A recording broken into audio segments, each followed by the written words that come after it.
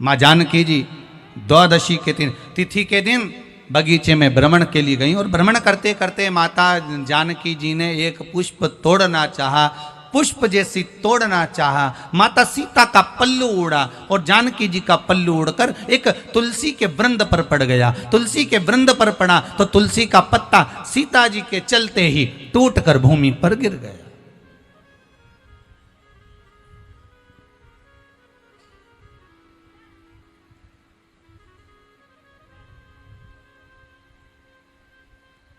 टूटकर भूमि पर गिरा।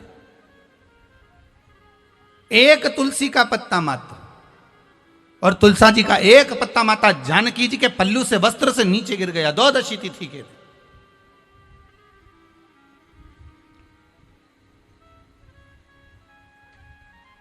सीता जी वापिस आ गई।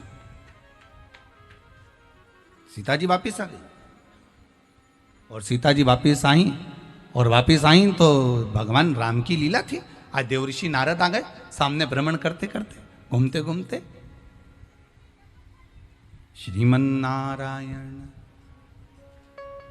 श्रीमन नारायण। देवऋषि नारद का आगमन हो गया और देवऋषि नारद जी आते से ही बोले राघव जी से, राम जी महाराज से, प्रभु बहुत भूख लग रही है, कुछ भोजन की व्यवस्था हो जाएगी क्या आपके यहां? राम जी बोले एक तो तुम अयोध्या में आए और अवधपुरी में आकर बोलो कि भोजन की व्यवस्था हो जाएगी, ये कोई बात तो थी क्या? अयोध्या में तो कितनी कृपा है। अयोध्या के जितने साधु संत साधक उपासक जितने हैं, कभी आप लोग भी अवधपुरी जाएं, अयोध्या जाएं तो देखना अयोध्या के जितने संत महात्मा साधु सन्यासी तपस्वी, जितने मठ जितने मंदिर जितने भी अवधपुरी के हैं, आप अगर भोजन के समय पर वहां गए हो तो प्रत्येक आश्रम में प्रत्येक संत के दरवाजे पर बिना शुल्क का बिना पैसे का आपको भोजन प्राप्त हो जाता। आप किसी भी मठ मंदिर में जाकर भोजन ग्रहण कर सकते हो। अवधपुरी का यह सबसे बड़ा सुख है, अयोध्या का यह सबसे बड़ा लाभ है। महाराज अवधपुरी के किसी भी संत साधु सन्यासी तपस्वी साधक उपासक महंत आदि क्या जाइए, आप जाएंगे वहां पर सर उपासक। अब महाराज देवऋषि नारद बोले, देवऋषि नारद कहे हमको भोजन मिल जाएगा क्या? यहां पर हमें भोजन ग्रहण करना प्राप्त हो जाएगा क्या? क्यों नहीं होगा? राम जी बोले आप चिंता मत करो, भोजन की तैयारी है। और भोजन की तैयारी करी गई साहब। सीता मैया भोजन की थाली लेकर आई। जैसे ही मां जानकी भोजन की थाली लेकर आई, देवऋषि नारद जी ने कह दिया हम माता सीता के हाथ का भोजन नहीं कर सकते।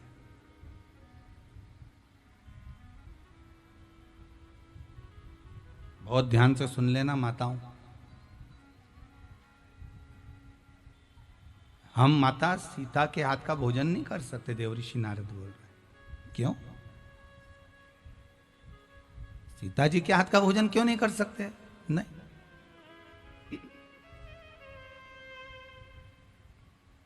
कारण क्या हुआ ये तो बताओ। देवऋषि नारद बोले प्रभु एक तो आपके घर का भोजन करना है और ऊपर से हम बोलें कि सीता जी के हाथ का भोजन नहीं करना और कारण भी हम बताएं, तो ये कोई बात होती है क्या? राम जी बोले भोजन तुम नहीं कर रहे तो कारण भी तो तुम्हें बताना पड़ेगा कि क्यों नहीं कर रहे। कई लोगों की आदत होती है डॉक्टर के यहाँ दिखाने गए बेटे को और पास में उसका दोस्त खड़ा रहता है। अब डॉक्टर बेटे से पूछ रहा है तुम्हें तकलीफ क्या है, तो दोस्त कह रहा है पेट दुख रहा है इसका।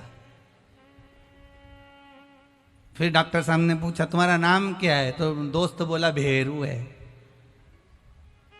फिर डॉक्टर ने पूछा कितने दिन से दुख रहा है, तो दोस्त कह रहा 4 दिन हो गया। 4 दिन हो गए।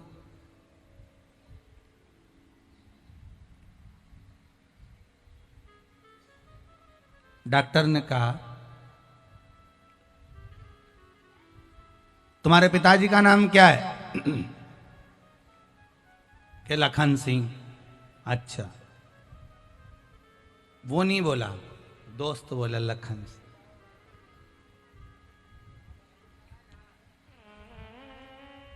डॉक्टर ने पूछा तुम इनके पिताजी का नाम बता रहे हो कि अपने पिताजी का? नहीं, पिताजी का इनके ही बता रहा हूं। अच्छा, बीमारी इन्हीं की बता रहा हूं। अच्छा,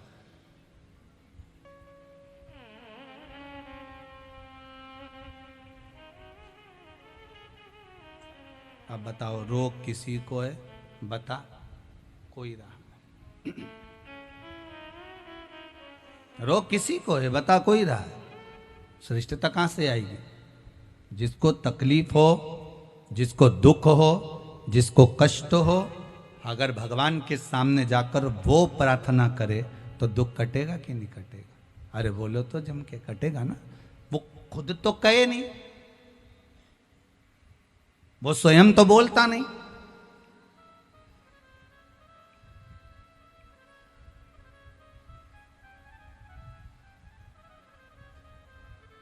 कई लोग सोचते हैं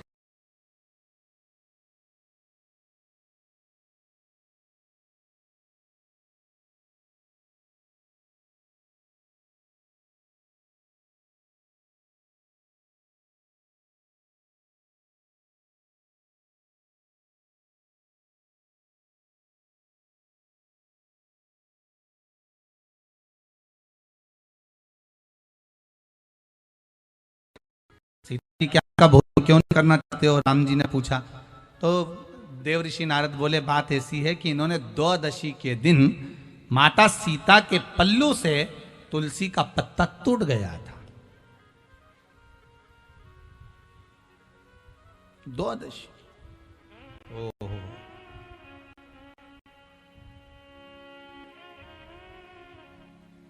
क्या जानकी जी को यह नहीं मालूम कि द्वादशी, चतुर्दशी और संक्रांति के दिन अगर तुलसी का पत्ता टूट जाता है तो क्या सीता जी को यह ज्ञात नहीं है कि ब्राह्मण का मस्तिष्क काटने का दोष लग जाता है?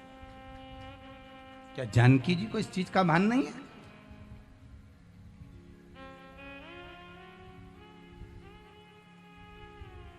कौन कौन सी तिथि बताइए, जम के बोलते जाओ। द्वादशी, चतुर्दशी और संक्रांति। महाराज, अगर जानकी जी को इस चीज का भान होना चाहिए, ब्राह्मण की हत्या का दोष, ब्राह्मण के शीश कटने का दोष तक लग जाता है। देव ऋषि नारद कहते हैं आपको मालूम नहीं, कार्तिक के महीने में अगर एक आंवले के वृक्ष की पत्ती का नोचन किया जाता है तो भगवान विष्णु के शीश कटने का दोष लगता है।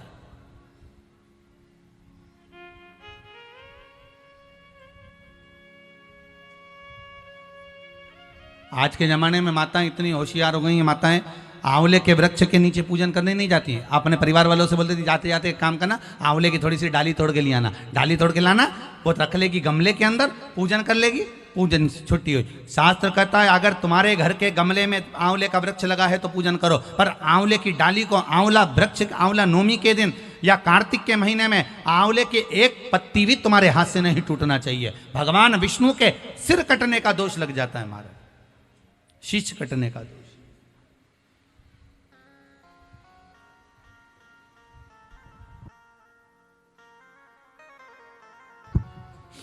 भगवान विष्णु के शीश कटने का दोष।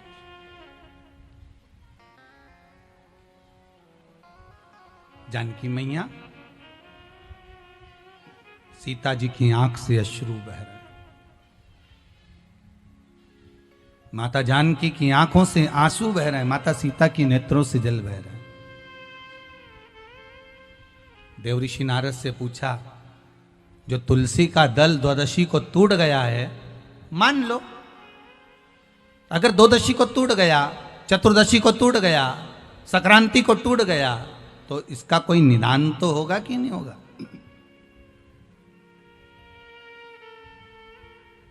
भगवान देव ऋषि नारद ने कहा ब्रह्म हत्या हो जाए, बाल हत्या हो जाए, गौ हत्या हो जाए, उसका तो निदान है, पर द्वादशी के दिन तुलसी का पत्ता अगर तोड़ा गया है तो उसका कोई निदान नहीं है। ध्यान दीजिएगा जरा।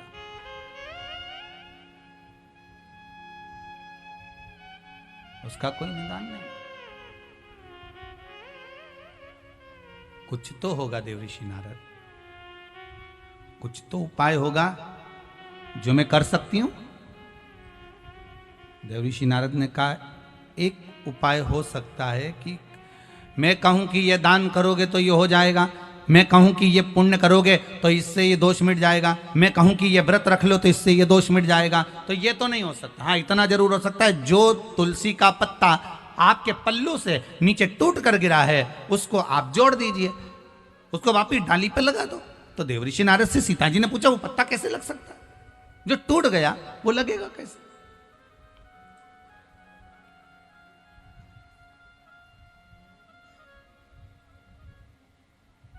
जो पत्ता मान लो टूट चुका है तो वो डाली पर लगेगा कैसे देवऋषि नारद? नारद जी ने कहा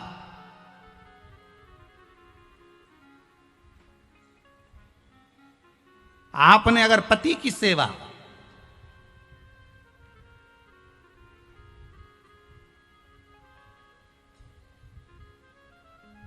करी है और अपने पहले पति को समर्पित कर कर जो भी ग्रहण करा वो पति को समर्पित कर कर करा है, तो फिर पति की सेवा करी, पति को परमेश्वर माना, और जो भी आपने ग्रहण किया, जो भी आपने स्वीकार किया वो पति को समर्पित कर कर करा है, तो ये पक्का है कि वो तुलसी का पत्ता जुड़ जाएगा। इतने में तो सीता जी बोली मैंने आज तक कोई भी सामग्री बिना पति के तो खाई नहीं, यहां तक वस्त्र भी पहनती हूं तो पहले पति का स्पर्श करा लेती हूं।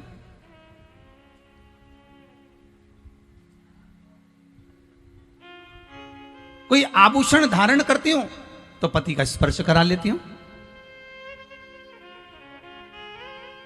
तो फिर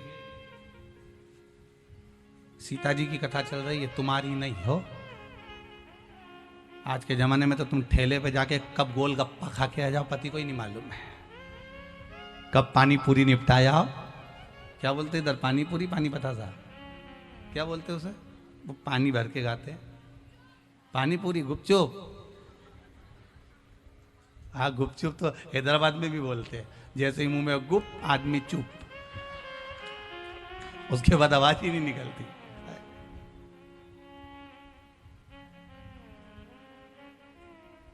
अब कहां खाकर आ गए, तुमको तो पति को ही नहीं मालूम पड़ता बेचारे को कि खाया कि नहीं खाया, कहां गई थी, क्या करा। अब यहां तो सीता जी का, अगर आपने पति को समर्पित कर कर वस्तुओं को ग्रहण किया है, स्वीकार किया है, पति को परमेश्वर मानकर सारी वस्तु समर्पित कर कर ग्रहण करी है, तो वो पत्ता आपसे जुड़ जाएगा। सीता जी बोली मैंने सब वस्तु ऐसी ग्रहण करी है, पति के बिगाड़ कोई काम करा ही नहीं, उनसे कोई बात छुपाई नहीं, उनको कोई बात रही नहीं। तो फिर सीता जी ने कहा अब भी जाती हूँ। सीता जी पहुंची, नारद जी को भी ले गई, राम जी को भी ले गई। सीता जी ने पत्ता उठाया, हाथ जोड़कर निवेदन करा, हे तुलसी के पत्र कृपा करो माँ तुलसा, हे माँ तुलसा, हे पटरानी कृपा करिए, ये तुलसी का पत्ता अगर मैंने अपने पति को सर्वस्व समर्पित कर कर सेवा करी है तो ये तुलसी का पत्ता वापिस डाली में लग जाए। सीता जी आधे घंटे तक बैठी रही, वो तुलसी का पत्ता नहीं लगा, तुलसी का पत्ता नहीं लगा। आधे घंटे तक माता जानकी बैठी रही, तुलसी का पत्ता नहीं लगा। सीता जी की आंख में जल भर गया, आज कौन सी गलती मुझसे हो गई, मैंने पति को परमेश्वर माना है, पति के चरणों का मैंने स्मरण करा है, पति के भोजन की थाली में मैंने भोजन ग्रहण किया है, जैसा मेरे पति ने कहा उसके अनुकूल मैंने कर्म किया, फिर क्या रह गया ऐसा। देवऋषि नारद बोले मां कुछ ना कुछ तो तुमने अपने पति से छुपाया है और जिसको तुमने ग्रहण कर लिया और बताया नहीं है, ये पक्का है। क्या करा था इन्होंने, याद करो कथा का शुरू क्या करा था।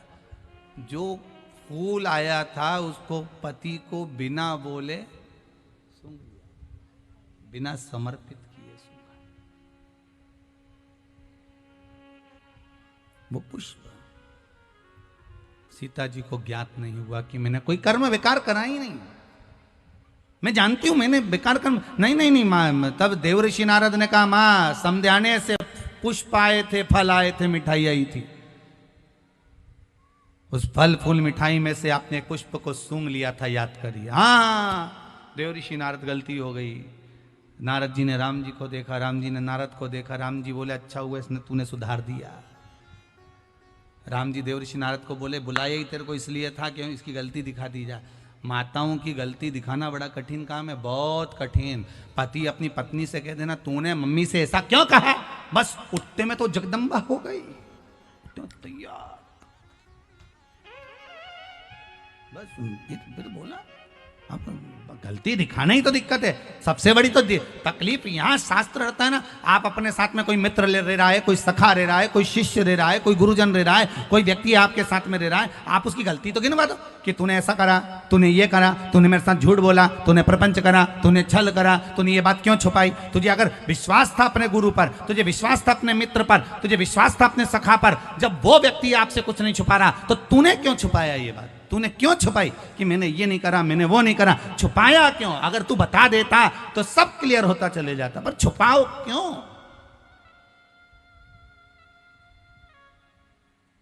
क्यों छुपाओ। हम तो यहां तक माताओं से कहते हैं मायके से अगर कोई वस्तु मिली है ना तो तुम तुम्हारी सास को बता दो मम्मी ये मायके से मिली है। सास भी खुश हो जाएगी, बाबा थारा ससुराल थारा मायका वाला बहुत अच्छा है, कितना जोरदार जोरदार सामान दे, मम्मी ये लेकर आई हूं। छुपाने की जरूरत क्या। वो तो जब तुम छठ पे निकाल कर पहनती हो तब सास को नजर आती है कंजन कहां से लाई है, तब नजर आए कि ये सामान कहां से आया, ये सामग्री कहां से है। तो सास का भी मन तो क्या, ये तो तूने मुझे बताया ही नहीं था। हाथ की पाटली बनवाई तूने दिखाई ही नहीं, चूड़ा बनवाया तूने दिखाया ही नहीं, बिछोड़ी ली तूने दिखाई ही नहीं, पायल ली तूने दिखाई नहीं। तब सास का मन दुखता है। और त्योहार पे अगर सास का मन दुखे तो अच्छी बात का जो मिले सत्यता का भाव रखिए, सब सत्य में बता दो कि ऐसा हुआ, ये सामने रख दिया, ये ऐसा था, वो वैसा था, वो पराया था, वो मेरा था, ये सब सम्मुख में रख दीजिए। विवाद का सारा काम समाप्त। विवाद का सारा काम समाप्त।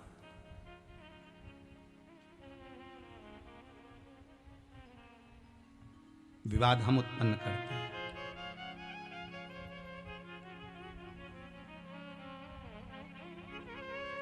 एक बात समझ में नहीं आती, व्यक्ति को सत्य बोलने में दिक्कत क्या होती है, आज तक समझ में नहीं आया। बस मरते हैं तब लोग कहते हैं राम नाम सत्य है। अब जो मरा है वो उठ के सत्य बोलेगा क्या। तो जीते जी बोलो ना। दिवाली मिलने जाओ तो हैप्पी दिवाली मत कहो, जाते से कह दो काका जी राम नाम सत्य है, सेठ जी राम नाम सत्य। सेठ जी कुर्सी से नीचे धड़, क्यों रे मेरा बुरा चाहता है। नहीं नहीं नहीं, मरने के बाद लोग सत्य बोलेंगे तब आप नहीं बोल पाएंगे। तो हमने सोचा आज ही सत्य बोल ले, थोड़ा बहुत तो बोल लो रे राम नाम। अरे बोलो तो, अभी भी घबरा रहे हो तुम तो। बोलो जरा अच्छे से राम नाम। पीछे वाली तो बोल ही नहीं रही है, अच्छे से बोलो राम नाम सत्य है और वो अटल है, अजर है और अमर है। राम का नाम ही केवल सत्य रहेगा, बाकी का सब संसार मिथ्या झूठा। सब जितने तुम्हें अपने नजर आ रहे हैं सब चोटे नंबर 1 के, सब चोर। एक भी अच्छा नहीं है। जैसी रात को मरेगी ना, आधी रात की सब बहुएं नोच नोच के निकाल देगी, सब चोटे घर में जितने। तुम अच्छा नाटक कर लो, अच्छा तुम एक काम करो, आधा 1 घंटा रात्रि को यूं मर जाओ अपने आप ही, ऐसी डिजाइन में सांस मास रोक के पड़ जा। और बहुन आएगी थोड़ी देर देखेगी, अम्मा अम्मा अम्मा आई, अम्मा अम्मा। वो सोचे कि मर गई है तो थोड़ी देर तो आंख में आंसू आएगा, उसके बाद देख ले कि अंगूठी अच्छी है, सब निकाल निकुल के। अब रोना भी है और निकालना भी है, तो सब रोते रोते सब निकाल के पल्लू में बांध के फिर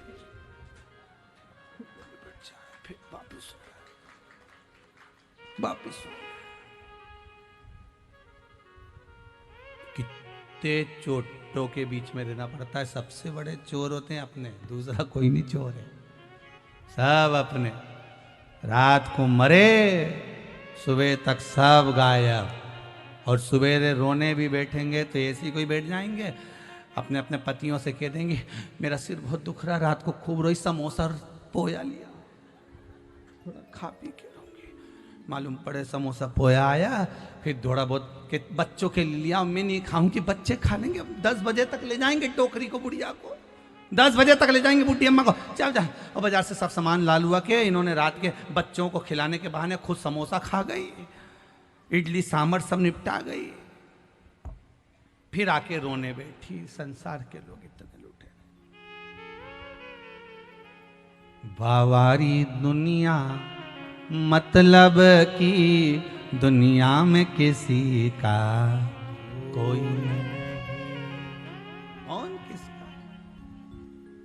माता सीता के संग हजारों सखी, जब हरण हुआ तब कोई नहीं।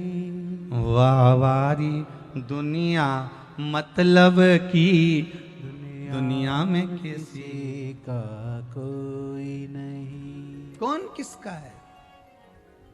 सुख के साथी हजारों थे, जब दुख पड़ा तब कोई नहीं। वावारी दुनिया मतलब की दुनिया में किसी का कोई नहीं। सब अपने नजर आते हैं, मेरा है ये मेरा है ये मेरा है, आखिरी में कोई किसी का नहीं। कौन किसका। कहा कितना सुंदर भाव का है, तन पिंजरे को छोड़ कहीं, तन पिंजरे को छोड़ कहीं, उड़ जाए ना प्राण परिंदा रे। भज राधे गोविंदा रे पगले, भज राधे गोविंदा। तन पिंजरे को छोड़ कहीं, उड़ जाए ना प्राण परिंदा रे। भज राधे गोविंदा रे पगले, भज राधे गोविंदा।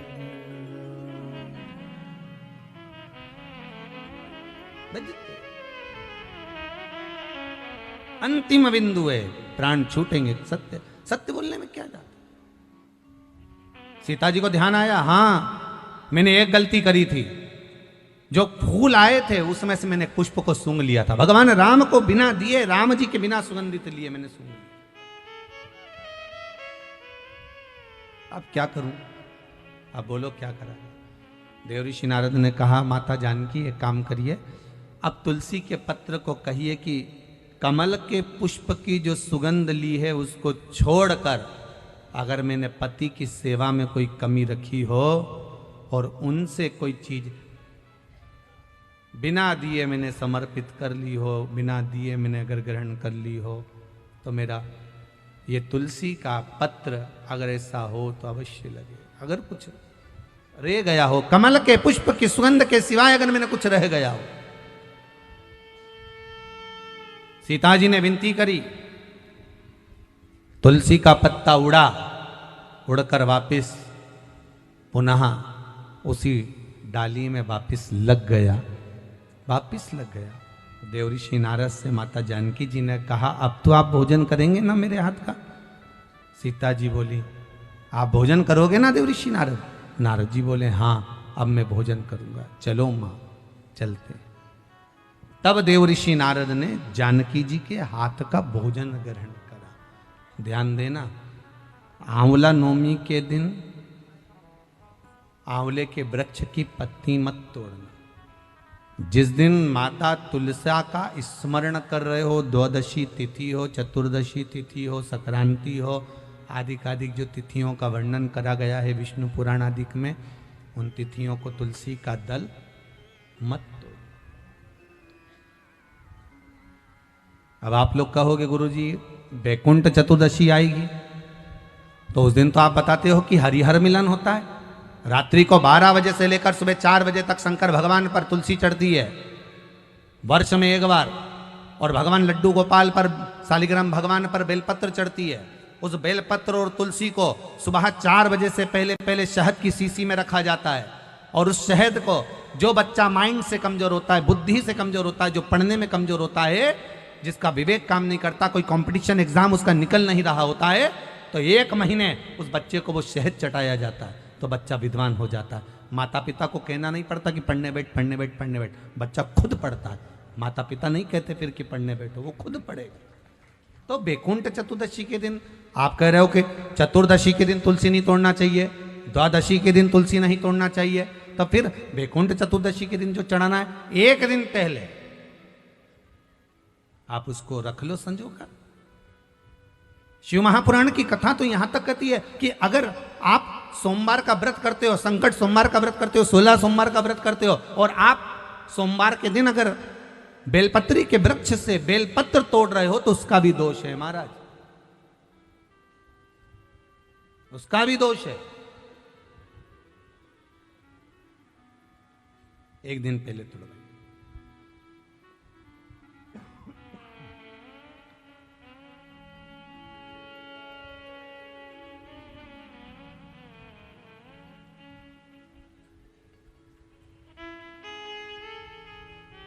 कई लोगों की तो आदत रहती है, आज सोमवार है आज ही पत्ती तोड़वाएंगे, उसका दोष लगता है।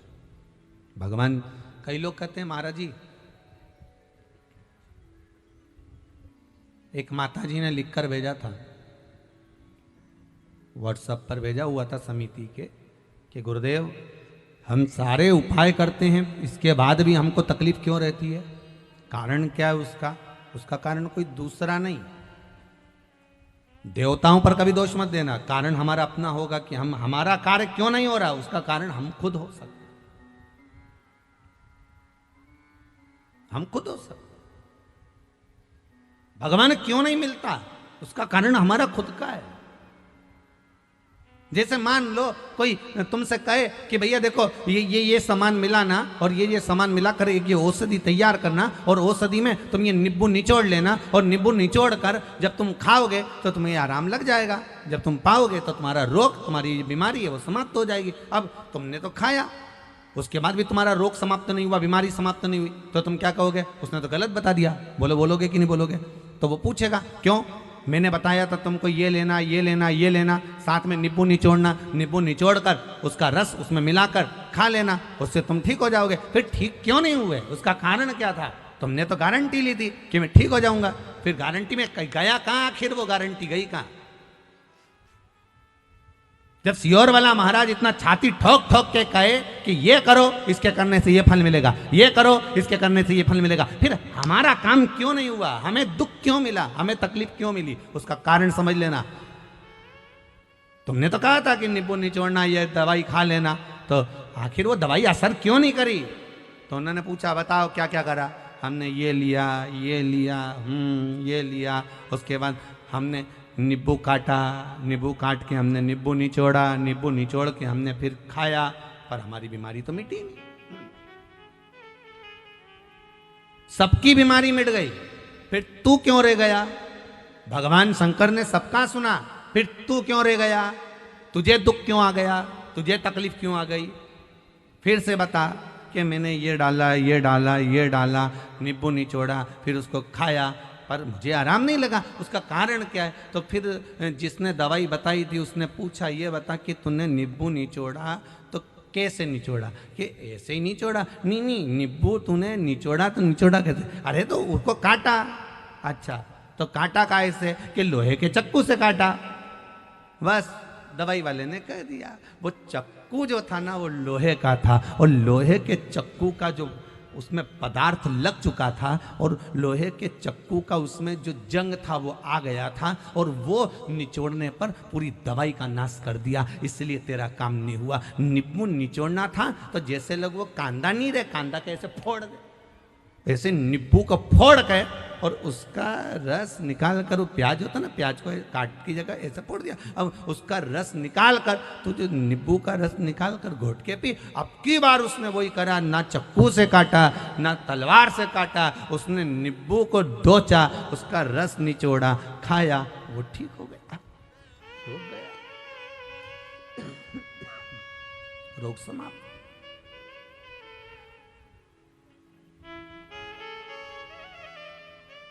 अब गलती इसमें बताने वाली की थी क्या? जम के तो बोलो, बोलो तो थी। गलती किसकी थी? अपनी। उसने कहा था निब्बू निचोड़ना, इसने चक्कू से काटा। लोहे के चक्कू का भाग पदार्थ जंग उसमें लग गई, उसका असर दवाई का खत्म। गलती हमारी। आप आए नहीं और सुबह हो गई, मेरी पूजा की थाली धरी की धरी रे गई। क्यों नहीं? किस लिए नहीं?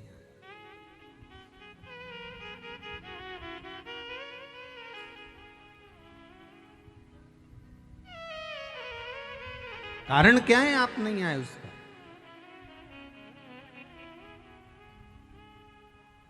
आप आते, क्यों नहीं आए? उसका कुछ कारण होगा, कुछ कारण।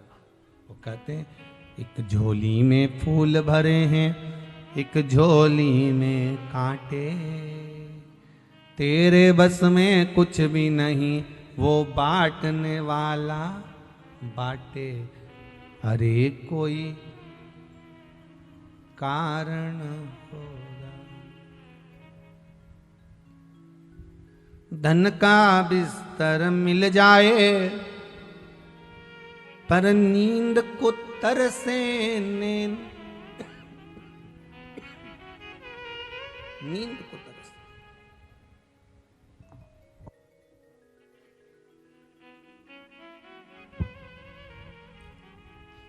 धन का बिस्तर मिल जाए पर नींद को तरसे कांटों पर भी सोकर आए। हो कांटों पर भी सोकर नहीं किसी के मन को चैन, अरे कोई कारण होगा, अरे कोई कारण होगा। एक झोली में फूल भरे हैं, एक झोली में कांटे,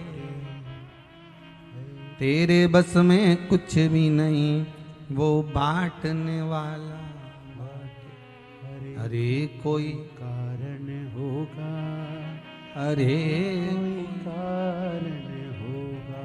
किसी किसी को डनलप का गद्दा लगा है, एसी का रूम है, सामने एलसीडी लगी हुई है, खूब सेवफल कटा हुआ फोन है, क्या बोलते एप्पल,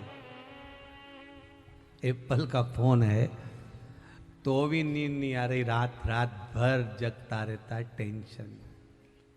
और कोई कोई जिसके पास में कुछ भी नहीं, रोड पर सो रहा है, ठेला गाड़ी पर, हाथ गाड़ी पर सो रहा है, रिक्शे में सो रहा है, चैन की नींद सो रहा है।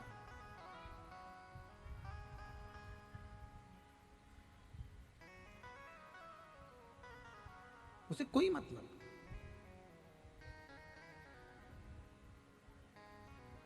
सांप भी डस ले तो मिल जाए किसी को जीवन दान।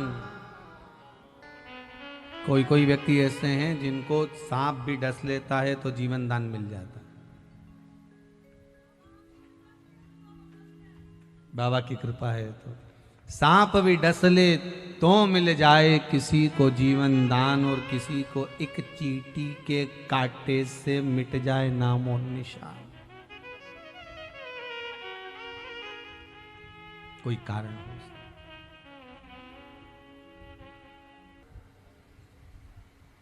जिसने औषधि मनाई है उसने बता दिया है कि ऐसा कर लेना, कुछ गलती हमारी हो सकती।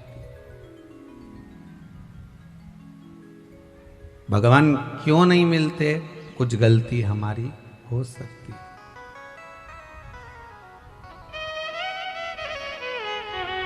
कुछ त्रुटि हमारी है।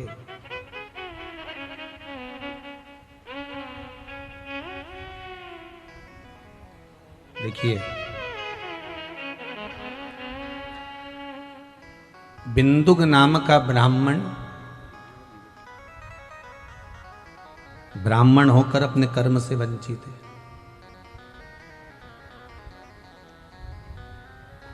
और केवल एक बिंदुक नहीं, ऐसे कई ब्राह्मण हैं, ब्राह्मण कुल में जन्म ले लिया,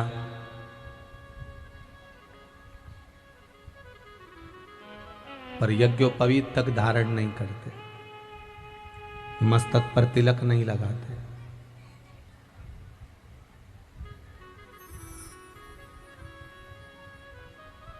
मदिरापान, मांसाहार, वेश्यावृत्ति, गलत काम में भी लगे रहते हैं। ये बिंदुक का चरित्र कह तो रहा है। शिव महापुराण की कथा में सबसे पहला चरित्र अगर वर्णन करा तो वो एक देवराज नाम का ब्राह्मण और एक बिंदुक। बिंदुक भी ब्राह्मण था और देवराज भी ब्राह्मण था। दोनों ब्राह्मण कुल में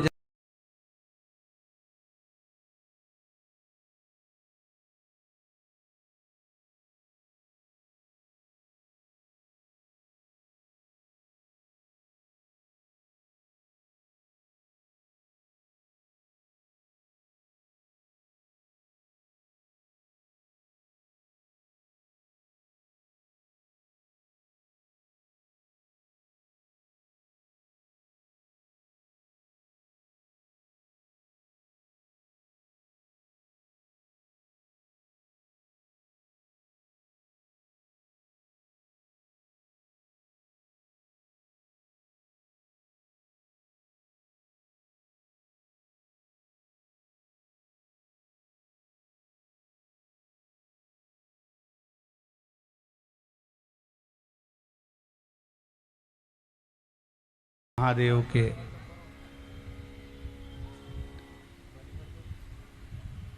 कृपा पात्र हैं।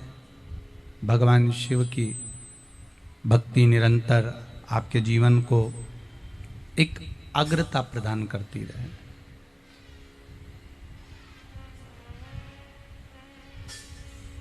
अगर शेरघाटी में गया बिहार के इस पावन क्षेत्र में, शेरघाटी में अगर शिव महापुराण की कथा हो रही है, हम तो पहली बार इस क्षेत्र में आए हैं, पर इतना विश्वास जरूर है कि शेरघाटी में अगर शिव महापुराण की कथा हो रही है तो शेरघाटी के आसपास के क्षेत्र में चारों तरफ शंकर जी बहुत होंगे, ये पक्का है। अभी हम गए और ना हमारी ऐसी कोई बात दिलीप जी से हुई है, ना अग्रवाल परिवार से ऐसी कोई बात हुई कि यहाँ शिवलिंग हैं, कितने हैं, कितनी जगह पर बाबा देवादिदेव महादेव विराज रहे हैं। पर यह विश्वास जरूर है कि शंकर की कथा है तो शेरघाटी वालों पर अगर करुणा हुई है तो मेरा देवादिदेव महादेव शेरघाटी में कहीं ना कहीं बहुत चारों तरफ विराजमान जरूर होगा, ये पक्का है। अब खोजबीज करेंगे, अब 7 दिन यहीं पर हैं तो करना क्या है, एक एक करके पूछते रहेंगे कि आसपास में शिवलिंग है, कहाँ कहाँ पर है, कैसे कैसे हैं। और जरूर यहाँ शेरघाटी के आसपास कोई ना कोई चमत्कारित शिवलिंग जरूर होगा, ये विश्वास है मुझे। जब जाकर यहाँ शिवपुराण की कथा हो रही है, ऐसा कोई शिवलिंग जरूर होगा जहाँ, जैसे अभी बीच में एक बार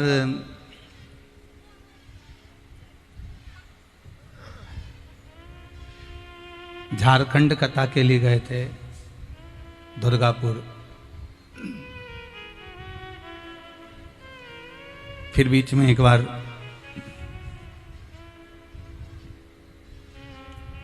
कथा श्रवण करने के लिए शबरी अम्बा के गांव गए थे, तो हमने वहां पर भी पूछा कि यहाँ अगर कथा हो रही है, जहां शिव की कथा होती है वहां शंकर जरूर होता है। शिव का अनुमोदन करने वाले भगवान के अगर शंकर के भगत कहीं बैठे हैं, शिव के भक्त अगर कहीं है तो फिर शंकर भी वहीं पर है। और शेरघाटी वाले अगर यहाँ पर भगवान शंकर के इतने भगत बैठे हैं, एक बहन ने लिखकर भेजा है, श्री शिवाय नमस्तुभ्यम।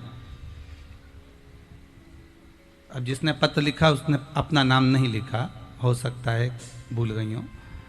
तो उन्होंने लिखा है, गुरुजी शेरघाटी में, पहले हम शेरघाटी में ही रहते थे, मगर अब हम हजारीबाग में रहते हैं। आप ही ने लिखा है, बहुत सुंदर भाव आपने प्रकट करा है कि मैंने देवाधिदेव महादेव से यही मांगा था कि हमारे शेरघाटी में एक बार शिव महापुराण की कथा हो जाए। यही बाबा की कृपा, और कथा सुनने का मौका मिला, यही बाबा की बड़ी कृपा है। विराजिए विराजिए। बाबा देवाधिदेव महादेव कृपा करे, आपका विश्वास, आपका श्रद्धा, आपका भरोसा,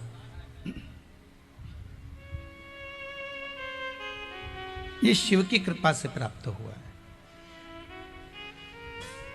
जब तक देवाधिदेव महादेव करुणा न करे तब तक जीव किसी भी तरह से भगवान की भक्ति प्राप्त कर ही नहीं सकता। तेरी कृपा बिना नहीं ले एक भी अणु, लेते हैं श्वास तेरी कृपा से तनु तनु।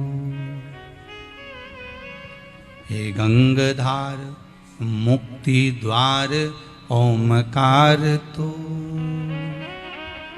आयो शरण तिहारी शंभु तार तार तू।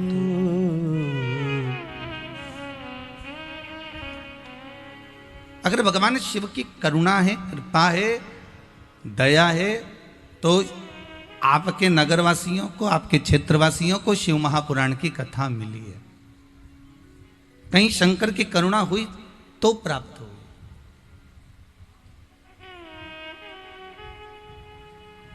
और एक भ्रम अपने माथे से निकाल देना कि कथा दिलीप जी अग्रवाल करवा रहे हैं। यह भ्रम है आपका कि दिलीप जी अग्रवाल कथा करवा रहे हैं। कथा करवाने वाला भी शंकर है, कथा वाचने वाला भी शंकर है, और कथा सुनने वाला भी शंकर है। ना तो कोई करवा रहा है, ना कोई बाच रहा है, और ना कोई सुन रहा है। ये तो एक निमित्त मात्र है। जैसे लक्ष्मण जी को शक्ति लगी, लक्ष्मण जी को बाण लगा, लक्ष्मण जी मूर्छा होकर गिर गए, तो हनुमान जी जब संजीवनी लेकर चले तो हनुमान जी को यह भान होने लगा कि संजीवनी मैं लेकर जा रहा हूँ, संजीवनी मैं उठाकर जा रहा हूँ। जब हनुमान जी संजीवनी लेकर जाने लगे तो हनुमान जी को थोड़ा सा भाव प्रकट हो गया कि संजीवनी मैं लेकर जा रहा हूँ। तब भरत जी ने बाण छोड़ा, और भरत जी ने जब बाण छोड़ा हनुमान जी पृथ्वी पर गिर गए। तब हनुमान जी को समझ में आया कि संजीवनी ले जाने वाला मैं नहीं, संजीवनी ले जाने वाला तो मेरा राम था, मैं तो केवल एक निमित्त मात्र था। ले जाने वाला मेरा राम है, जीवित करने वाला मेरा राम है। उसी तरह शिव महापुराण की कथा अगर शेरघाटी में हो रही है, गया बिहार के इस पावन क्षेत्र में फाल्गु नदी तीर्थ के तट पर ये पावन शिव महापुराण की कथा हो रही है, तो फिर इसको करवाने वाला कोई दूसरा नहीं, मेरा शंकर ही है, मेरा शिव ही है। और वाचने वाला भी शंकर। और जितने जितने आप श्रोता भाई बहन यहाँ कथा सुनने आए हो, आप सब में शिव ही समाहित, शंकर ही बैठा है।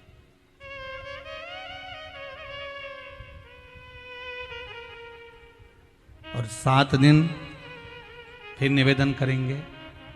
शिव महापुराण के 7 दिन है, हमारे जीवन के भी 7 ही दिन है। रविवार, सोमवार, मंगलवार, बुधवार, गुरुवार, शुक्रवार और शनिवार।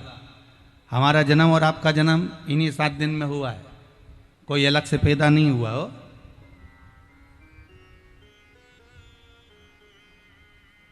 इन्हीं 7 दिन में हम भी पैदा हुए और इन 7 दिन में आप भी पैदा हुए। रविवार, सोमवार, मंगल, बुध, गुरु, शुक्र और शनि। अलग से कोई दिन हो ना आपके पास में, अगर कोई ऐसा हो कि भाई 7 दिन में ये दिन अलग से है, तो जरूर बताना हो। 7 ही दिन मिले। और जिस पर्वत को भगवान कृष्ण ने अपनी उंगली पर उठाया वो भी 7 कोस का। भगवान कृष्ण ने 7 दिन तक पर्वत को अपनी उंगली पर उठाकर रखा। 7 दिवस तक भगवान अपनी उंगली पर पर्वत को रखे, 7 वर्ष की आयु में रखे। 7 दिन तक रखे, 7 कोस के पर्वत को 7 दिन तक 7 वर्ष की आयु में भगवान उठाकर रखते हैं। श्रीमद् भागवत कथा 7 दिन की, शिव महापुराण कथा 7 दिन की, अपना जन्म 7 दिन का, मृत्यु भी 7 दिन में, शास्त्रीय संगीत के सुर भी 7 हैं और जीवन के वही 7 दिन हमको मिले हैं। रविवार को जन्म हुआ, सोमवार को बड़े हुए, मंगलवार को ब्याह हुआ, बुधवार को बच्चे हुए, गुरुवार को बीमार पड़े, शुक्रवार को हॉस्पिटल गए, शनिवार को सीताराम हो गए। यही 7 दिन हमारे जीवन के मिले हैं कि 7 दिन हम कहाँ निकाल दिए हमको मालूम ही नहीं पड़ पाता। हम इन 7 दिनों में भगवान की भक्ति क्यों छोड़े? हम भगवान का स्मरण क्यों छोड़े?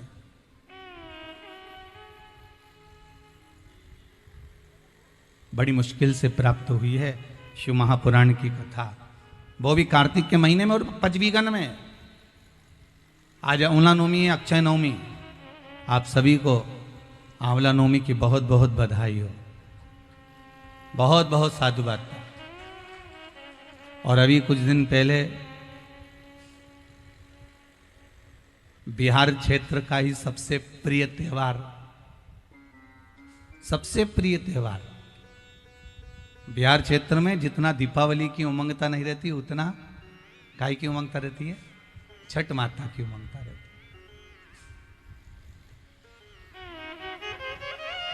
देवाधिदेव महादेव की बहुरानी है छठ माता, आपको मालूम होगा। छठ माता देवाधिदेव महादेव की बहू है, भगवान शंकर की बहू, भगवान शिव की कृपा पात्र है।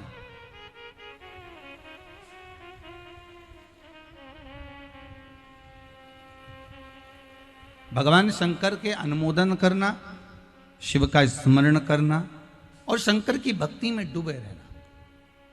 7 दिन अपने परिवार वालों से कहकर रख देना, देखो मैं 7 दिन में 2 बजे से 5 बजे तक कथा सुनूंगी, इसके सिवा कोई काम करने वाली नहीं। और भाइयों से भी निवेदन है, भले दुकान पर बैठकर सुनो, परिवार में रहकर सुनो, तुम्हारी मर्जी पड़े जहां बैठकर सुनो, पर 7 दिन शिव महापुराण की कथा का रसास्वादन हमको करना है। कमाने के लिए पूरी जिंदगी पड़ी है। फिर निवेदन करेंगे, तुम जितना कमाओगे तुम्हारी कमाई का भोग तुम्हारे बच्चे भी करेंगे, तुम्हारी पत्नी भी करेगी। अब आपने दुकान पर बैठकर कैसे कमाया, किस तरह से कमाया, कैसे कमाया, ये उसका भान हमको नहीं।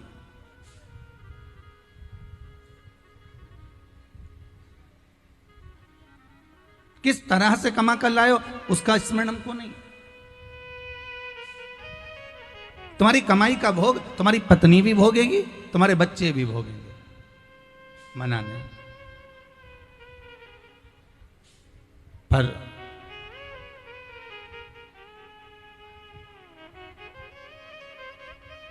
दिलीप जी, साधु संत जो भी आए उनके लिए एक अलग व्यवस्था थोड़ी सी करवा दीजिए। ब्राह्मण जन और साधु जन जो भी आया करें उनकी व्यवस्था अलग करवा दीजिए।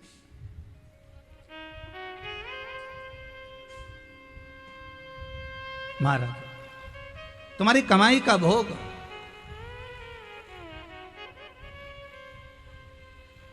पत्नी भी करेगी और तुम्हारी कमाई का भोग बच्चे भी करेंगे।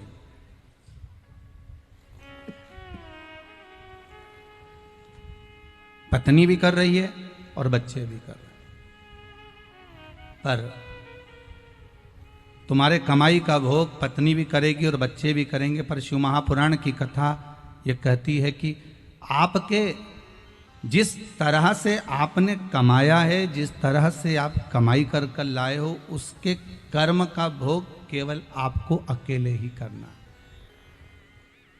केवल आपको अकेले। वो ना पत्नी भोगने वाली है ना बच्चे भोगने वाले। इसलिए फिर निवेदन है, मत बुरे कर्म कर बंदे वरना पछताएगा, भगवान की आंखों से तू बच नहीं पाएगा, तू बच नहीं पाएगा। अरे ओ अज्ञानी मत कर नादानी, तेरे कर्म का फल तो बस केवल एक संसार में आने के बाद तेरे कर्मों का फल तुझे ही भोगना है। कोई दूसरा भोगने वाला नहीं।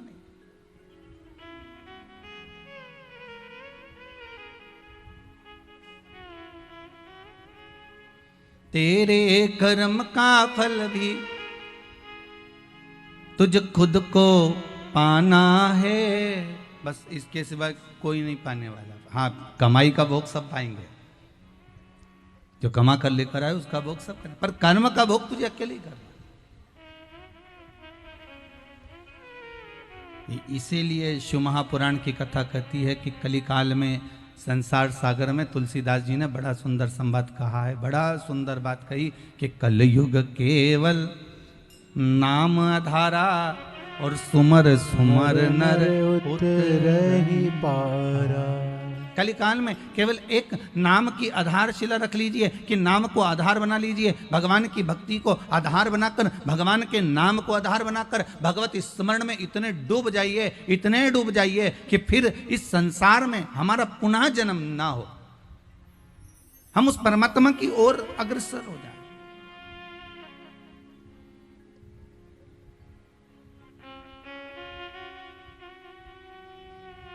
हम उस परमात्मा की ओर अग्रण्य हो जाए।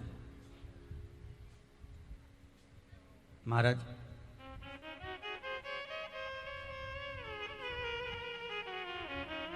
एक पत्थर पर आप पानी डालेंगे तो पत्थर पे से पानी बह जाएगा, फिर आप पानी डालेंगे, पत्थर पे से पानी बह जाएगा, फिर पत्थर पे पानी डालेंगे, पानी फिर बह जाएगा।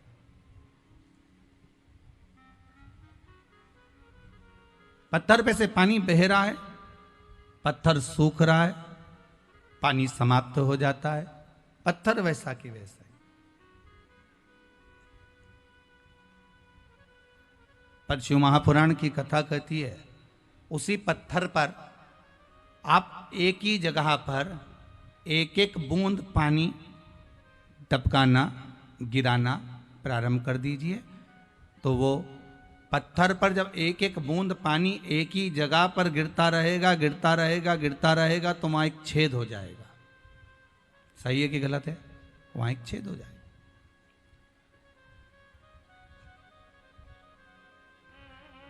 अगर एक ही जगह पर पानी गिर रहा है तो वहां छेद हो गया, और धीरे धीरे धीरे धीरे वहां जब छेद हो गया, वो जो पत्थर है ना वो फूट जाएगा, टूट जाएगा कुछ समय के बाद। आप वैसे ही पानी डालोगे तो पत्थर पे से पानी बह जाएगा, आप वैसे ही पानी डालोगे तो पत्थर का पानी सूख जाएगा। पर यदि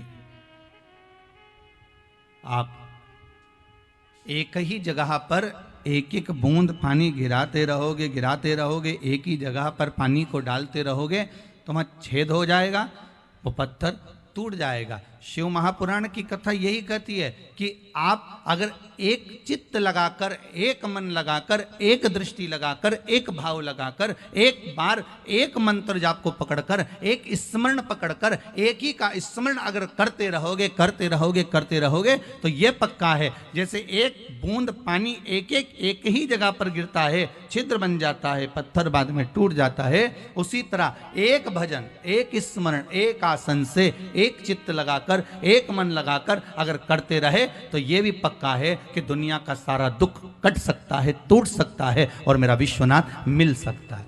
अगर एक मन लगाकर, एक चित्त लगाकर, एक स्मरण लगाकर आप शिव की भक्ति कर रहे हो तो मिलेगा।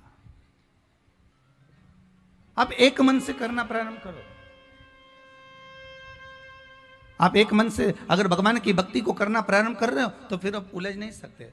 अब चाहे राम जप लो, चाहे कृष्ण जप लो, चाहे शिव जप लो, चाहे भवानी जप लो, चाहे विष्णु जप लो, चाहे नारायण जप लो, आपकी मर्जी हो वो जपो, परंतु वो भगवान की भक्ति करो। आपका मन करे कि राम भजना है मुझे, राम भजो।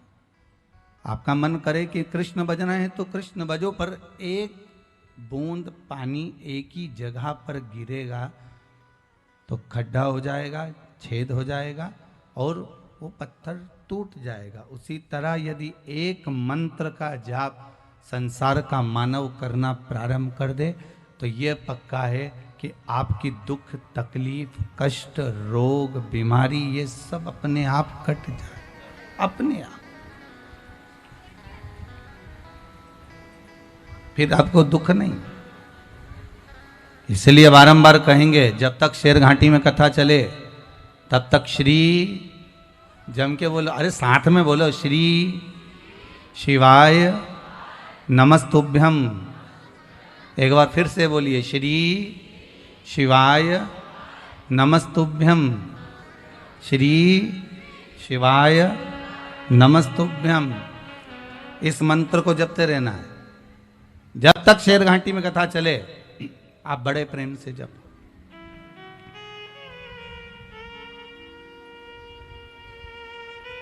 जैसे विष्णु पुराण का, श्रीमद् भागवत का एक एक मूल मंत्र है, उसी तरह शिव महापुराण का मूल मंत्र है श्री शिवाय नमस्तुभ्यम। ये वो मूल मंत्र है जिस मंत्र की प्रबलता से भगवान की अविरल भक्ति हमें प्राप्त हो सकती।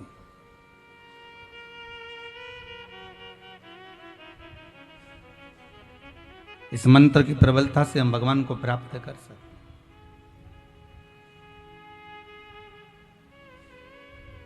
हम भगवान की अविरल भक्ति को प्राप्त कर सकते हैं।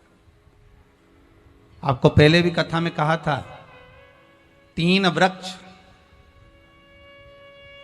और उन 3 वृक्षों में आज जिस वृक्ष की पूजन आप लोगों ने करी है वो कौन सा वृक्ष है? आंवला नोमी का वृक्ष, आंवले का वृक्ष, आंवले का वृक्ष। कथा सुनी होगी आप लोगों ने आज आंवले वृक्ष की। पर आंवला नोमी पर एक चीज का स्मरण जरूर रखना कि आंवले के वृक्ष के नीचे भले जाओ, आंवले के वृक्ष की पूजन भले करो, पर शिव महापुराण की कथा कहती है कि आंवला नोमी का दिन हो चाहे कार्तिक महीने का पूरा मास हो, कार्तिक का महीना हो, पर आंवले के वृक्ष की पत्तियों को नहीं तोड़ना चाहिए।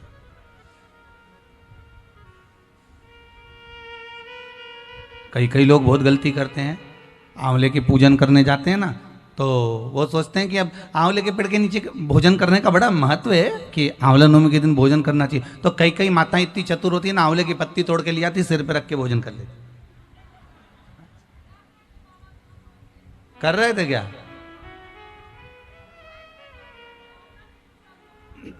बस तो फिर अब कथा मतलब धीरे धीरे समझ में आ रही हो। श्री शिवाय नमस्तुभ्यम मतलब शास्त्र कहता है कि अगर एक पत्ती टूटना, पहले लोग बड़ी गलतियां करते थे। आंवला के पूजन करने गए, आंवले के वृक्ष की पत्ती तोड़ ली, सिर पे रख ली, भोजन कर लिया। कितना दोष है महाराज। यहां तक शिव महापुराण की कथा कहती है, विष्णु पुराण, अग्नि पुराण, पद्म पुराण कहती है, गर्ग संहिता में यहां तक वर्णन करा गया है। स्कंद पुराण में भी कहा गया है कि आंवले के वृक्ष की जिस दिन पूजन करें, आंवला अगर ऊपर से नीचे गिर जाए, आपको प्राप्त हो जाए, तो भले उसका सेवन करो, भले उसको रख लो, पर आप आंवले नवमी के दिन आंवले को भी नहीं तोड़ना चाहिए। आंवला नवमी के दिन आंवले को भी नहीं तोड़ना चाहिए। यहां तक शास्त्र वर्णन करता है कि राजा एक वैश्य बड़ा धर्मात्मा था, बड़ा धर्मात्मा। आप लोगों ने आज कथा सुनी होगी, कितना धर्मात्मा राजा। बस उसका एक नियम था, वो प्रतिदिन एक सोने के आंवले का दान देता था।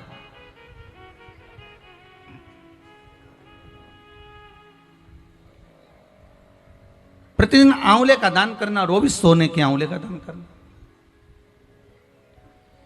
उसके बहु बेटा को लगा, उसके बहु बेटा को प्राप्त हुआ कि अगर ये पिताजी इसी तरह से 1.25 मन सोना आंवला बनाकर लुटाते रहेंगे तो हमारे पास तो एक दिन ऐसा स्थिति आ जाएगी कि हमको भीख मांगना पड़ेगा, हमको भीख मांगना पड़ेगा।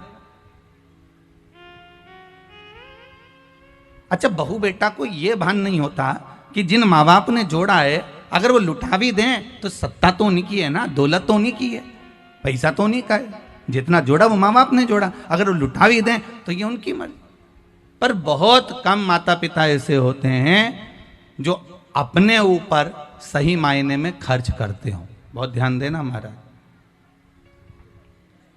जोड़ा जोड़ा जोड़ा जोड़ा, आखिरी में छोड़ा, इतना बड़ा फोटो टंगिया, फोटो नीचे तुम ऊपर, हो गया कल्याण। तो उससे ज्यादा और होगा क्या? क्या मतलब?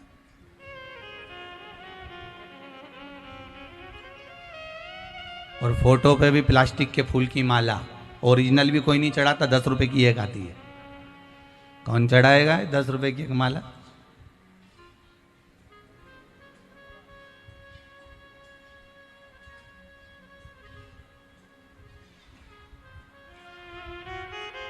तीन 400 रुपये महीना का कौन खर्चा करेगा?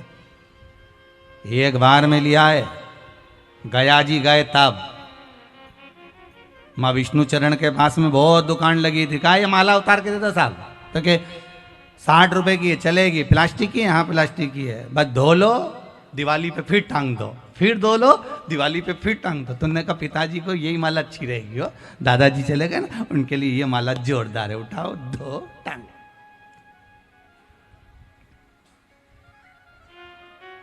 हंसोमती एक एक माला अपने को भी टंगने वाली है, आज नहीं तो कल टंगेगी, टंगेगी तो सभी। माला किसको नहीं टंगी, टंगना। पर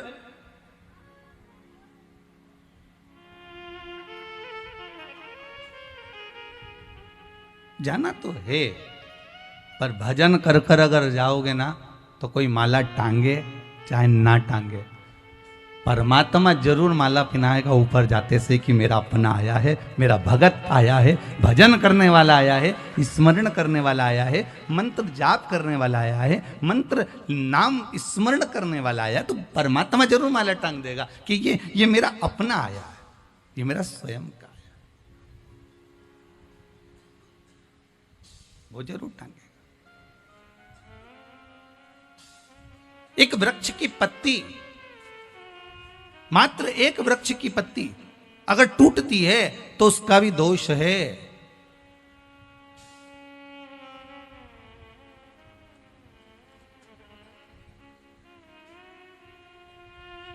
आज आंवला नवमी है, एक कथा का स्मरण करिएगा जरा।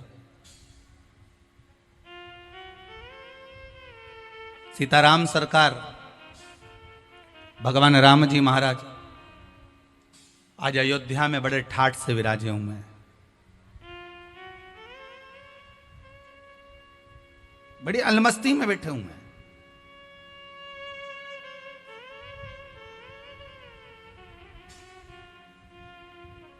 मां कौशल्या, मां कैकेयी, मां सुमित्रा तीनों बैठी हैं। राम उस समय पर राजा बन चुके हैं, अवधपुरी में अयोध्या नरेश बनकर, अयोध्या के राजा बनकर में तो सीताराम सरकार बैठे हुए हैं। श्री हनुमान जी महाराज भी चारों तरफ उनके लिए भ्रमण करते रहते हैं। भरत जी महाराज, लक्ष्मण जी, शत्रुघ्न जी उनकी सेवा में दिन रात लगे रहते हैं। सीताराम सरकार बैठे थे आज संध्याने से।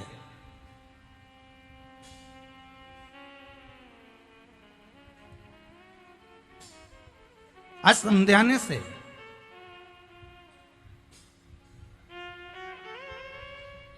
राम जी के ससुराल से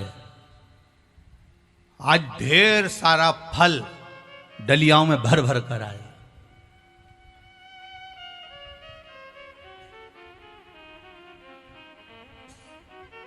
एक दो डलिया फल की भरी, ढेर डलियां फल की भरी और भरा बना। मालूम पड़े थोड़े समय के बाद क्या देख रहे हैं राम जी महाराज कि राजभवन में फल तो भरा हुआ आ रहा है, तो डलिया भर भर कर फिर सामने से फूल भरे भरे आ रहा है।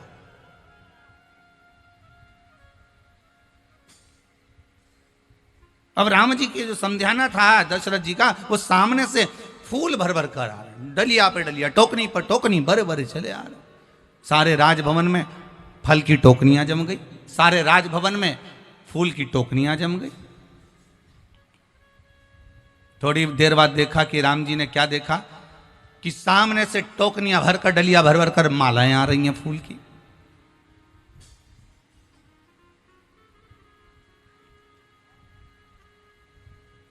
फिर थोड़ी देर बाद राम जी क्या देखते हैं कि सामने से सारे वृक्षों की पत्तियां टूट टूट कर डलियाओं में भर भर कर यहां संध्याने में आ रही हैं,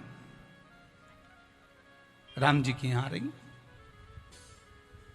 बहुत ध्यान देना महाराज, आज की शिव महापुराण की कथा जो शेर घाटी गया बिहार से चल रही है, यह कथा शायद आपके जीवन को बदल दे कि एक पत्ती भी अगर टूटती है तो उसका दोष क्या है, वो ये कथा बता रही है।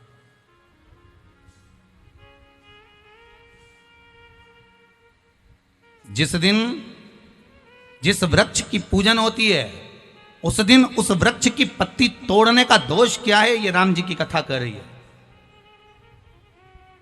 ये राम कथा कर रही है।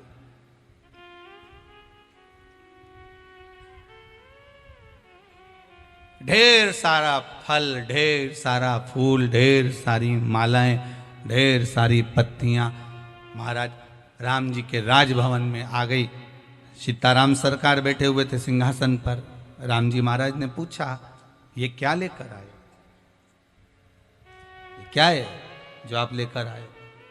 महाराज श्री जनक जी महाराज ने अपने समधी के घर समझाने में ढेर सारा ये फल फूल मिठाई सब भेजी है। बहुत दिनों से भेज रहे थे, पर आप वन में थे, अब राजा बनकर विराजमान हो गए हो, तो इसलिए पूरे राज घराने का सुख देने वाली ये सारी वस्तुएं आपके यहां भेजी गई है। ये सारा साज आपके यहां भेजा गया।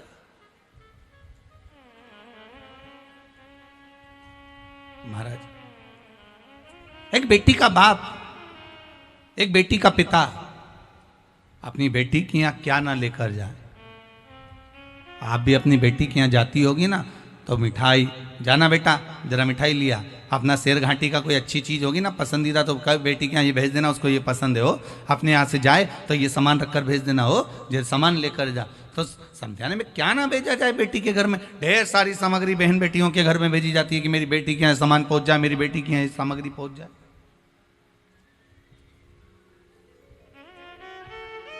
ले जाओ इसको।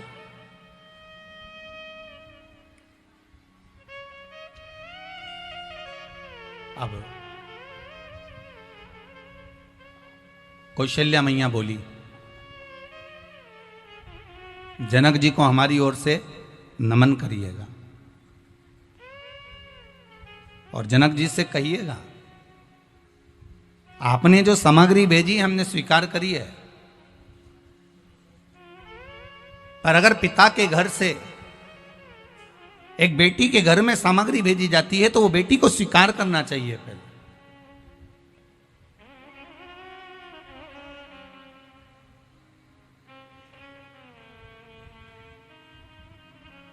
ये राजघराने में लाने से पहले आप जानकी जी के कक्ष में पहुंचा दो। उर्मिला जी के यहां, मांडवी के यहां, शुद्धकीर्ति के यहां पहुंचा दिया। देखिएगा जरा कितनी विचित्र कथा है कि बहू के मायके से अगर कोई सामान आ रहा है तो सास कह रही हैं कि ये आप जिसके लिए आई है उसके यहाँ पहुंचा। और एक आज का जमाना ऐसा है कि लड़ी बहू के घर से क्या आया पहले हमको दिखाओ कि क्या लेके आई है, पहले हमको दिखाओ। और अगर बहू कोई सामान लाई और अपनी सास को नहीं दिखाई तो सास का मुंह भगोना हो गया, तपेला। बोले ही नहीं 8 दिन तो बात ही नहीं करे। क्या हुआ, क्या बताओ? अभी मायके से आई थी, ना जाना कितना सामान लेके आई, मेरे को तो एक रत्ती का नहीं दिखाया, मुझे तो जरा सा नहीं दिखाया, मुझे तो बताया तक नहीं कि क्या लेके आई। अरे तुम मत देखो ना, तुम्हारे पास में सामान की कमी है क्या, वस्तुओं की कमी है क्या? ढेर पड़ा।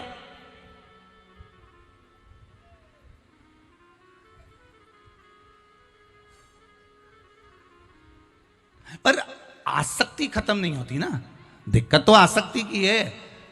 हमारी आसक्ति कहां खत्म होती है? बस छठ पूजन में जाएगी, पूजन तो बाद में करेगी, पहले जितनी माताएं पूजन करने के लिए खड़ी होगी उन सब की साड़ी पहले देखेगी, कितनी जोरदार लग रही है, पीली अच्छी लग रही है, नीली अच्छी लग रही है, लाल अच्छी लग रही है, अगली बार मैं छठ पूजन करने जाऊंगी तो यही वाली खरीद के लाऊंगी, देखना। और फिर छठ पूजन में गई तो गई, प्रसाद देखे तो देखे, टलिया देखे तो देखे, सामान देखे तो देखे, पूजन की तैयारी करे। उधर सूर्य नारायण भगवान उदय होने वाले हैं, निकलने वाले हैं, फिर सूर्य नारायण भगवान अस्त होने वाले, वो सब देख रही है, वो अपनी जगह पर सबसे पहले वस्त्र आभूषण देखा गया है कि क्या क्या पहन के आई, क्या लेके आई, क्या लेके आई। और खुद के पूजन की डलिया नहीं देख रही, पहले पड़ोसन की देख रही, वो क्या क्या लाई है, वो क्या क्या सामान लेके। उसका सामान पहले देखा गया।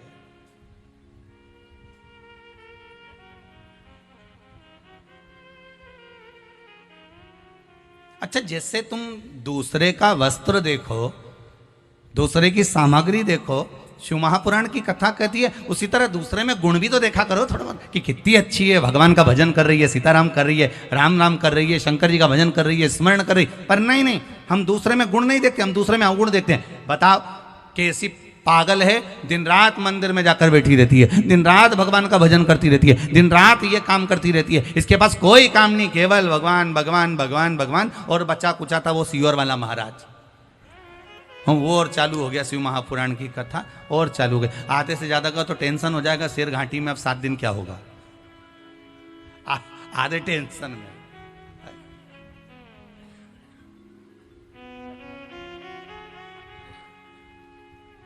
ध्यान देना, घबराना नहीं।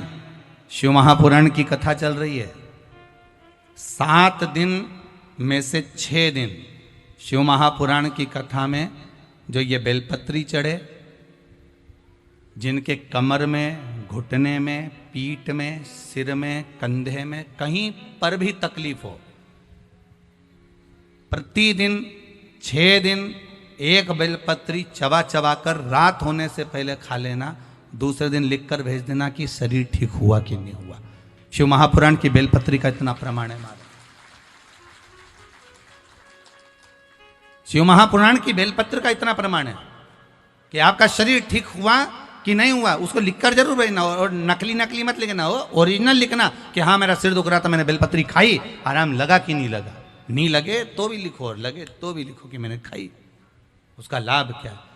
जिसकी शुगर बीपी ऊंचा नीचा हो रहा हो, शुगर बढ़ रही हो, शुगर डाउन हो रही है, वो भी बेलपत्र जरूर खाना, और दूसरे दिन नाप कर बताना कि शुगर लेवल में आई कि नहीं आई। दूसरे दिन ही नापना, रात होने से पहले खाना, और दूसरे दिन नाप के बताना कि शुगर लेवल में आई कि नहीं।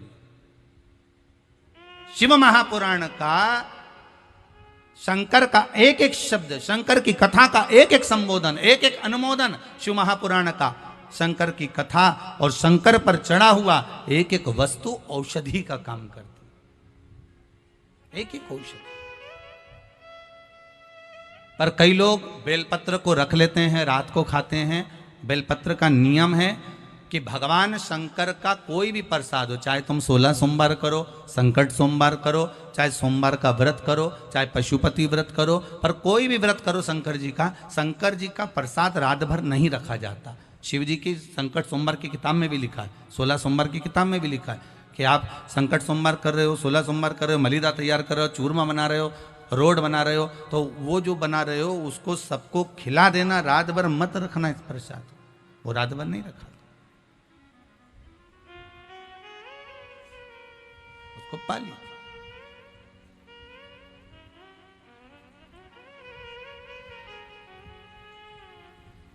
ये जो सामान आया है ये मां जानकी के कक्ष में पहुंचाओ, कौशल्या जी के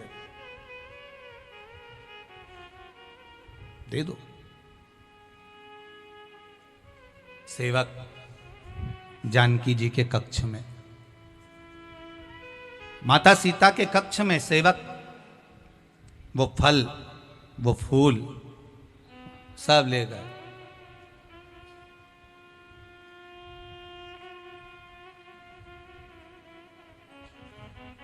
सब ले गए। सीता जी गई कक्ष के अंदर, उस भवन के अंदर माता जानकी जी गई, और सीता जी ने देखा कि आज मेरे कक्ष में इतना सारा फूल रखा हुआ है, इतना सारा फल रखा हुआ है। सूचना पहुंचाई प्रभु के पास में, ये फल, ये फूल इतना कहां से आ गया? कहा समध्याने से आया है, जनक जी के यहां से।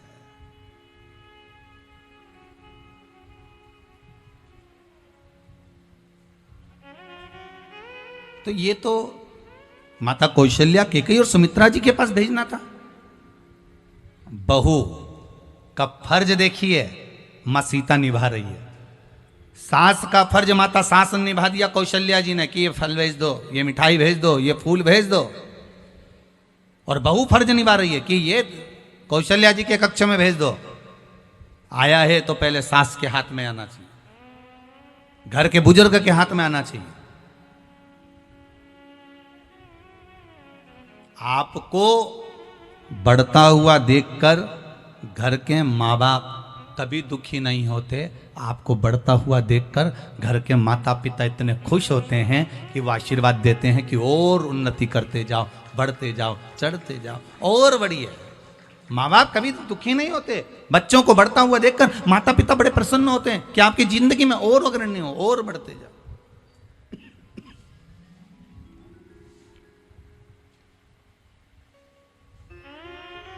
आप और बढ़िए।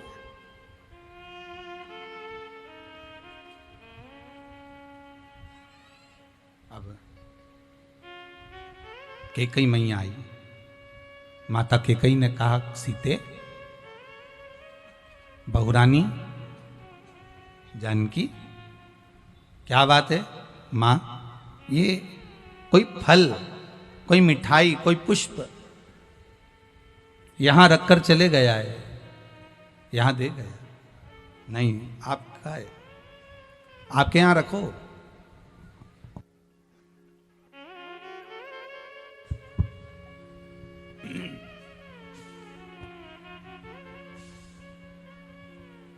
आप ये फल मिठाई अपने पास में रखिए।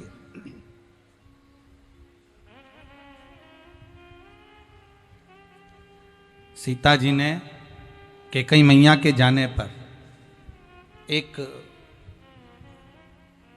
कमल का पुष्प उठाया और कमल के पुष्प को माता सीता ने सुगंध ले ली। मेरे जनक जी के दरवाजे का है, पुष्प वाटिका का है। एक कमल के पुष्प की माता जानकी जी ने सुगंध ले ली।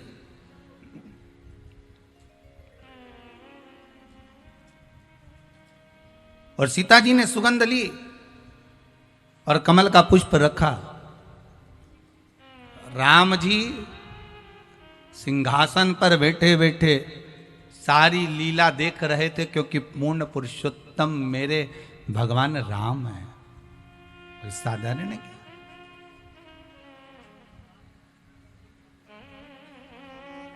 पूर्ण पुरुषोत्तम मेरे राम।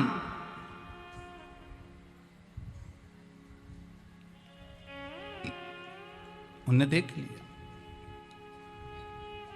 कि सीता जी ने पुष्प की सुगंध ले ली है। सीता जी ने पुष्प की सुगंध ली।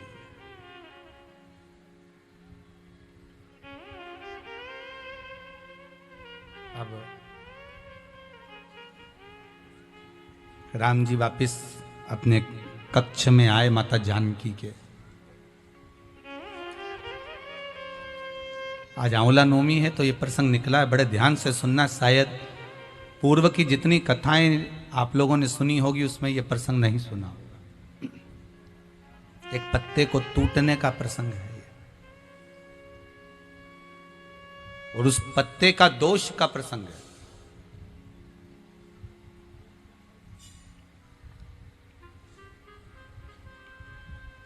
राम जी आए, मेरे राघव जी पधारे अपने कक्ष में, मां जानकी के कक्ष की ओर, और सीता जी बैठी हैं। सब कुछ बताया माता जानकी ने, ये पिताजी के यहाँ से आया है, ये पुष्प है, ये फल हैं, ये मिठाई है।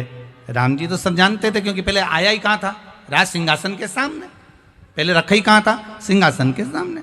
सारी वस्तु वहीं रखी थी, वो तो माता कौशल्या जी ने वहां भेजा। तो राम जी को तो सब मालूम था। राम जी जो जानना चाहते थे वो सीता जी ने नहीं बताया। राम जी क्या जानना चाहते थे? कि मैंने एक कमल के पुष्प की सुगंध ले ली है।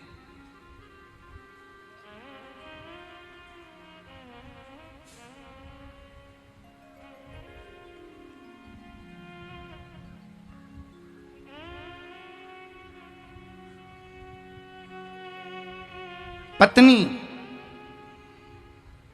जिस वस्तु को ग्रहण करती है, अनसुईया चरित्र, श्री रामचरितमानस का, माता अनसुईया जी ने माता जानकी जी को ज्ञान उपदेश दिया था। बोलो सही है कि गलत है?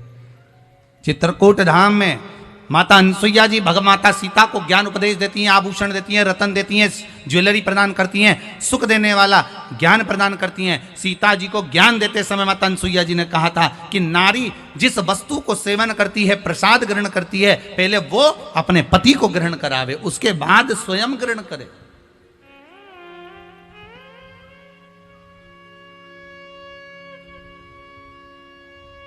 ये अनसुईया चरित्र तो सीता जी ने बाद में सुना, और सुनने के बाद ग्रहण करने के बाद भी माता सीता के स्मरण में नहीं रहा कि मुझसे आज गलती हो गई। हाँ, सीता जी ने कौन सी गलती कर दी थी? मात्र एक पुष्प को उठाया और सूंघ लिया, और सूंघ कर वापिस रख दिया।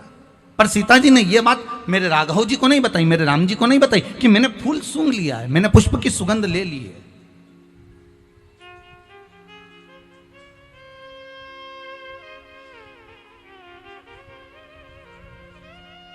राघव जी सुनना चाहते थे, सीता जी बता नहीं पाई।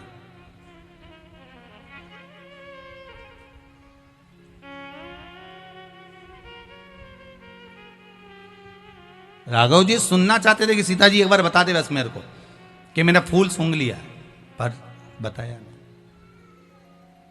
बता नहीं पा रही। राघव जी चले गए, शंकर जी की आराधना में लग गए, शिव अर्चना में लग गए, पूजन में लग गए। शंभु शरणे पड़ी मांगू घड़ी रे घड़ी, दुख काटो दया करी ने दर्शन आपो। शिव अर्चना में, शंकर की भक्ति में सीताराम सरकार भगवान राघव जी लग गए। सीता जी बता नहीं पाई, समय आ गया, समय आया।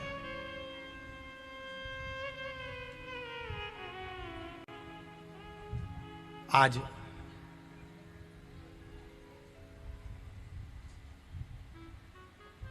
ये क्रम